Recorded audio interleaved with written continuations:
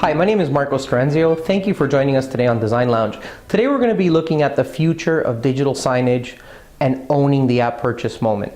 Joining me today I have longtime colleague Lyle Bunn, who is a digital signage industry guru and educator, as well as Andy McRae from Dot to Dot Communications and also a master distributor of Scala Canada. Thanks a lot, Andy, for taking the time to join us today and share your experience. I know the experience you have in the QSR segment, specifically with digital menu boards and offering digital signage at the point of retail for the QSR and hospitality segment is extensive. I know you've worked with several brands. What do you think some of the trends in QSR and fast casual dining are today? So there's no doubt that just about everybody is transforming their static menu boards and their static signage to digital. It's being driven. There are a number of factors. In the US, they had the legal requirement now to have your caloric information displayed. It's not easy to do in any other format than digital. And now in Ontario, that's coming in, I believe, the end of March. So we'll have that as a driver up here as well. We've done enough case studies in QSR that people see that there is a definite upside. There is a sales increase, a demonstrable sales increase when you have a digital menu board. It's intuitive. The food looks better. You can present it in a way that's very appealing. People are standing there. It is the moment of purchase. I'm looking at a board. I'm going to make a decision what I'm going to have for lunch or dinner or breakfast. So it is a great time to influence that decision. It gives you the opportunity, implementing digital gives you the opportunity to be intuitive about bundling, to try and upsell. The driver behind doing a digital menu board or a digital deployment in QSR at any point, a couple of things you're trying to do. One, you're trying to make your brand more appealing and drive some loyalty so that when people come, particularly in a food court environment, they have to choose from all of your competitors who are around you. So you want to call yourself out and let people know that you have something they'll be interested in.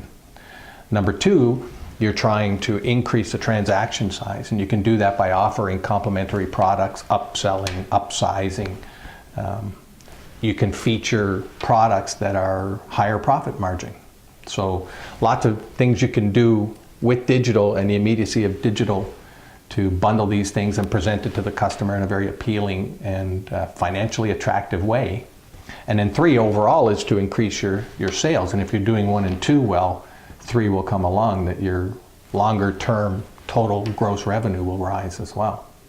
One of the comments that we got from a customer of ours in the UK, it's an institutional caterer, they went so far as to say that the products they were featuring on the digital menu board always were the leading sellers. And it got to the point where they could almost dictate what was going to be their leading seller. So if you think about that power, you can now look at the product mix, you can look at the availability of products, you can look at margins, and you can start to have much better control over your business. So the trend is absolutely for a move to digital. Food service is so much a part of our life. You know, there's a $960 billion food industry out there, and 46% of what we buy is in food services establishments. Our whole culture is about delivery of prepared food.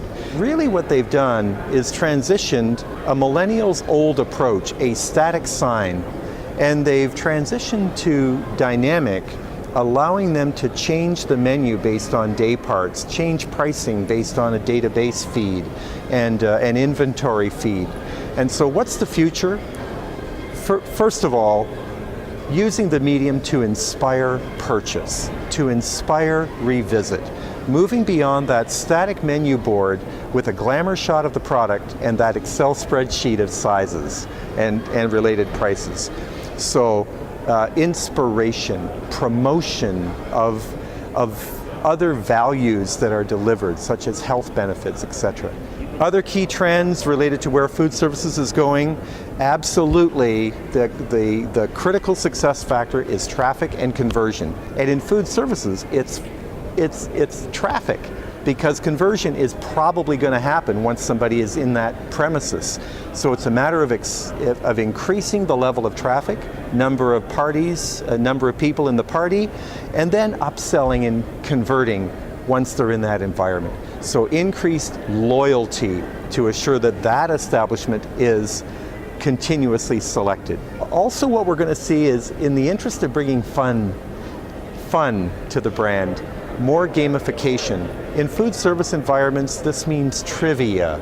It means question answer, education and information through multiple choice.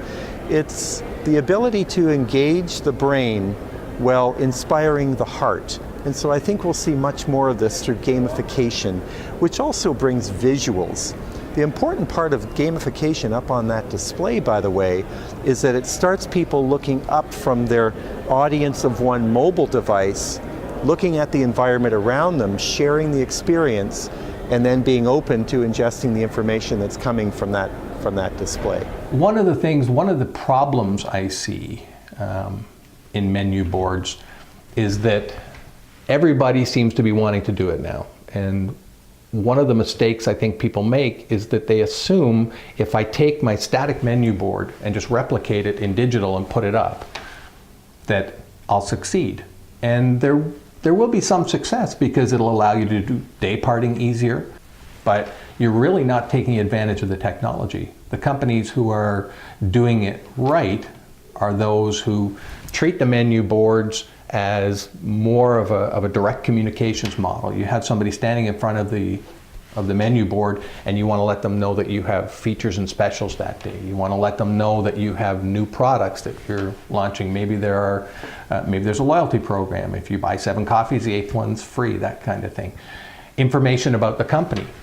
One of the things that's a trend, not just in QSR, but in retail period, is that consumers are becoming more concerned about the brand's stance on social issues in the world. And companies are struggling trying to find a way to communicate with the customers that, hey, we're a good company and we're looking out for these particular charities, or we have these issues that are important to us, or our carbon footprint has been reduced by X. So using digital menu boards to convey social messaging to the customers so that you identify and add value to your brand is important. So without losing that space to say, here are my products that are available and here's why it matters to you, it gives you the ability to switch that content out and supplement it with other things that might be important and may drive that decision for a consumer to choose your brand over another. How can restaurants own that at purchase moment? The key question of commerce, you've just asked it. And so the importance of the question is really about the role that media can play in that retail, that customer-facing environment. And what's key about the role that digital signage, I'm going to call it screen media, the role that screen media plays is impacted by an ever-increasing aperture.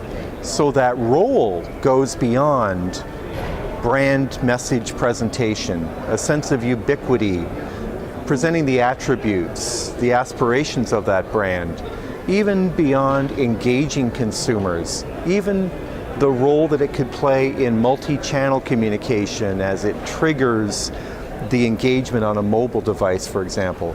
Moving into areas of even analytics and metrics where we're capturing insights which, when applied, can activate that continuous loop of improvement that continuously improves the engagement and the on-location experience.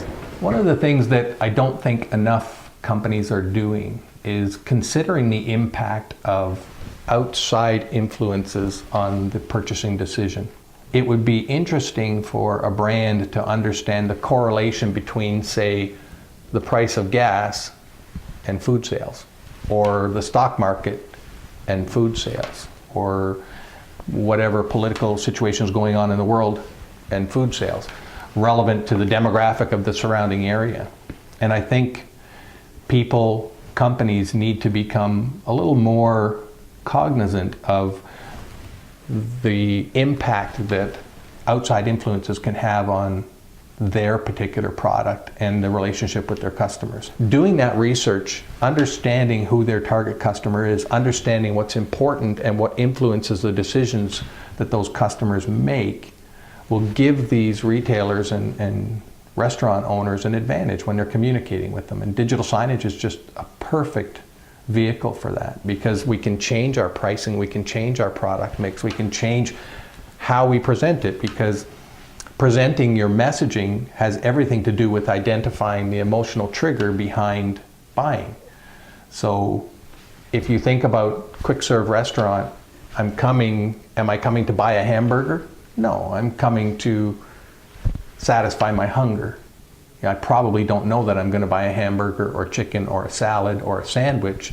I just know I'm hungry, and I'm going to show up and I'm going to make a decision, and the decision I'm making is to satisfy that hunger or that thirst. So companies being able to identify what's driving a particular need will be better able to satisfy it. Can you maybe share some of the brands that you feel are doing a really good job in using digital technology? Burger King in the UK has done a terrific job with it, and the Scala partner who did that signature menu boards, they're phenomenal at what they do. Here in Canada, Tim Hortons and McDonald's are both very good at it. But one of the ones I really like, I saw an A&W menu board at Yorkdale yesterday. And what I liked about it wasn't so much the content itself, it was the background. They had the bubbles in the background, very subtle, but it was root beer. And I thought, wow, like that's a connection, because that's what A&W is all about. So incorporating those bubbles in the background behind all of the content, subliminally, I thought was very, very good. So who's doing a good job with digital signage in terms of hospitality? I'll cite examples at both ends of the scale.